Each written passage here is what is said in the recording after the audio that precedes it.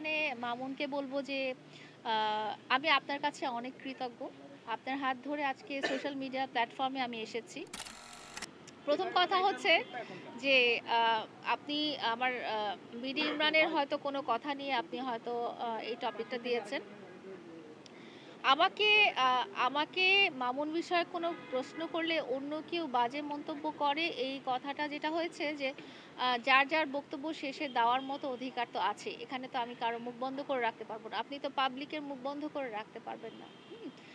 জনগণকে আপনি বলতে পারবেন না যে আমি যদি বিডি ইমরানের মুখটা বন্ধ করি, আমি হয়তো ওনার মুখটা বন্ধ করতে পারব না। ওটা যার মনে যেটা আছে সে সেটা বলবেই। তো সেখানে আমি একটা পাবলিক প্লেসে তাকে যে বলতে পারি না যে তুমি এখন থামো বা এটা সেটা। আমি ওকে পরে যেটা বলার সেটা তো আমি পার্সোনালি বলেই দিয়েছি। ২ নাম্বার কথা হচ্ছে যে এই ধরনের ঘটনা কিন্তু মামুনের ক্ষেত্রেও হয়েছে। যখন আপনারা ইন্টারভিউ নিতে গিয়েছেন, আপনারা জিজ্ঞেস করেছেন এইভাবে, ওইভাবে, সেইভাবে মামুনও সেটা রসিয়ে বলেছে। তো এটা আসলে অবস্থান ভেদে সবার সাথেই হয়ে থাকে। আমার সাথেও যেরকম হয় মামুনের সাথেও ওরকম আচ্ছা হয়। আপনি বললেন যে আপনি যদি সুযোগ না দেন তাহলে মামুন সেই সুযোগটা কিভাবে পেল? সুযোগটা ৪ বছর আসলে দেওয়া হয়েছিল। আমি যেটা বললাম যে আপনারা হয়তো যেহেতু খুব অ্যাডভান্স থাকেন, আপনারা হয়তো পিছনের কথা খুব ভুলে যান। আ সুযোগ অবশ্যই দেওয়া হ অনেক দেওয়া হয়েছে এবং সেটা পারিবারিকভাবে অনেকভাবে সলভ করার চেষ্টা করা হয়েছে। এবং আমি গাছের গোড়া কাটছি না। আমি গাছের গোড়া অবশ্যই কাটছি না। এটা এটা এটা স এটা শুধরানোর সময় কিন্তু মামুনের এখনো আছে। মামুন যদি এসে বলে যে, "লায়লা আমি আসলে ভুল করেছি। এটা ভুল, এটা ঠিক হয়নি এবং আমি প্রমিস করছি তোমার গায়ে আমি যেভাবে হাত তুলেছি এরকম গায়ে হাত তোলাটা আমি কারো সাথেই তুলব না। কোনো মানুষের সাথে আর তুলব না।" তাহলে অবশ্যই আমি চিন্তা করব যে ঠিক আছে ওর রিয়ালাইজেশন হয়েছে। তাহলে আমি হয়তো মামলাটার ব্যাপারে একটা চিন্তা করতে পারি। কিন্তু এখন পর্যন্ত সে সেটা কখনোই মানে বলেনি। মামুন যদি সরি বলে আপনি মামলা উঠায় নিবেন। মামুনের রিয়ালাইজেশন যদি আসে যে সে আমার সাথে ভুল করেছে এবং সে ফিউচারে আর কোনো মানুষের সেটা মেয়ে হোক, ছেলে হোক, তার বউ হোক, whoever কারো গায়ে হাত তুলবে না। মামুন কিন্তু সেলুন উদ্বোধনের সময়ও দেখেছেন যে একজনের গায়ে হাত তুলেছে। সেটা কিন্তু মামলাটা হওয়ার অনেক ৬ মাস পরে। তার মানে তার হাত তোলার অভ্যাসটা ছিল। আপনাদের সাথে একটা যখন আমরা প্রেস কনফারেন্স করলাম ডিজিটাল খবরের অফিসে, তখন আমি এটাই আপনাদেরকে বোঝাতে চেয়েছি যে মামুনের রিয়ালাইজেশনটা আসে না। মামুন মারপিট করেই যাচ্ছে। লায়লা আপু একটু আগে আপনি বললেন যে ভালোবাসার মানুষ যদি কোনো ভুল করে তাকে শুধরিয়ে আবার নিয়ে আসা উচিত।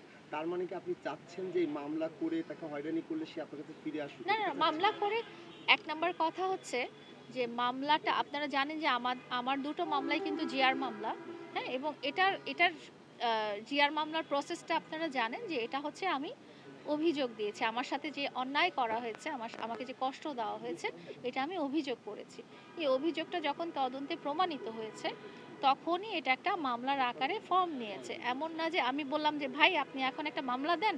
সেও মামলা দিয়ে দিল। এইভাবেও কিন্তু প্রসেসটা হয়নি।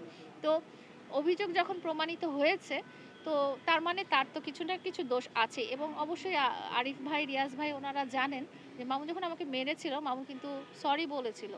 মনে আছে নাকি আমার বাসায়? ও এসে সরি বলেছিল। ও বলেছিল যে আমার এভাবে আসলে ওকে মারা ঠিক হয়নি। তো শুধু আমি না, ওর আসলে কাউকেই মারা ঠিক না।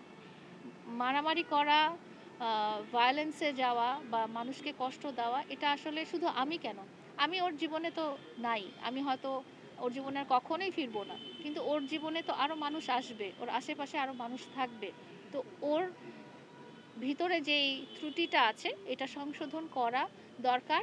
আর আমরা যদি বারে এটা উপেক্ষা করে যাই, ইগনোর করে যাই যে না ঠিক আছে ও করেছে, ও আ ভুল করেছে বাট এই ভুলটা সে আগের থেকেও করে আসছে। ওর মারামারির অভ্যাস আগের থেকেও ছিল।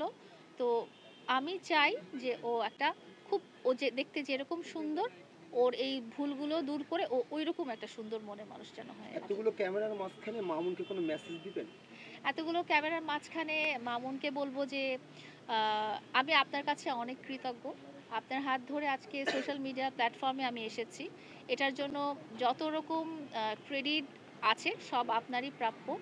আমি সবসময় কৃতজ্ঞ ভরে স্মরণ করি যে আজকে আমি সোশ্যাল মিডিয়াতে যেখানেই আছি না কেন, আমাকে যেই ২-৪ টা মানুষ চিনে না কেন, এটা সম্পূর্ণই আপনার জন্য চিনে এবং আজকের এই সুন্দর একটা টাইমে যদি আপনি উপস্থিত থাকতেন তাহলে এখানে যে এতজন প্রায় ৮০ জন মানুষের মতো আছেন বা তারও বেশি, তারা সবাই কিন্তু আজকে খুব খুশি হতো।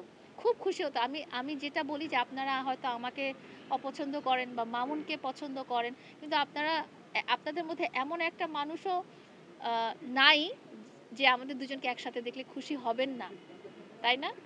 সত্যি কি না? নাকি কেউ কেউ মন খারাপ করবেন? 100% এর ভিতর যদি এখনো জিজ্ঞেস করা হয় আপনি মামুনকে কত পার্সেন্ট ভালোবাসেন কি বলবেন? ভালোবাসার জায়গাটা আলাদা, ওইটা আলাদা। ওকে আমি কখনো ঘৃণা করিনি। আচ্ছা লায়লা, আপনি বরাবর মামুনকে আপনি করে বলে যাচ্ছেন। আমরা কিছুদিন আগেও শুনেছি মামুনকে আপনি বাবু ছাড়া কথা বলতেন। এখনো বাবুই বলবো, যদি সামনে আসে হয়তো বাবুই বলবো। সামনে বিশ্ব ভালোবাসা দিবস আসতেছে, আপনার 14 বাবুর তারিখ। উদ্দেশ্যে কি বলতে চান? কার উদ্দেশ্যে? আপনার বাবুর উদ্দেশ্যে। ও ও কি এখনো আমার আছে নাকি আমি জানি না। ও হয়তো মামুনের উদ্দেশ্যে আপনি কি ও বলতে ও চান? ও যে এই যে আছে এবং ওর সাথে আমার যে গ্যাপটা হয়ে গেছে এর মধ্যে খুব স্বাভাবিক একটা ব্যাপার যে ও কোনো রিলেশনে জড়িয়ে গেছে, তার নতুন কোনো প্রেমিকা হয়েছে বা নতুন কোনো সম্পর্ক হয়েছে। সো আমি আসলে এই জিনিসটা এখন যদি আমি তার ভালোবাসা প্রকাশ করি, তার নতুন সম্পর্কে হয়তো তার গার্লফ্রেন্ড হয়তো রাগ করতে পারে, মন খারাপ আপু, করতে মনে পারে। করেন যে মামুন ভাই আবার ঝরে টরি বলে আপনার কাছে চলে আসছে, যেমন গিফট করবেন। এটা এটা এটা শুধু মা-বোনের জন্য না। এখন যদি আমি বিয়ে শাদী করে ফেলি, আমার জীবনসঙ্গী যে হবে, তার জন্য যে গিফট দেওয়ার সেটা কি তো গিফট দিবই। দিবেন? কি বলেন? সেটা ডিপেন্ড করে। সিক্রেট।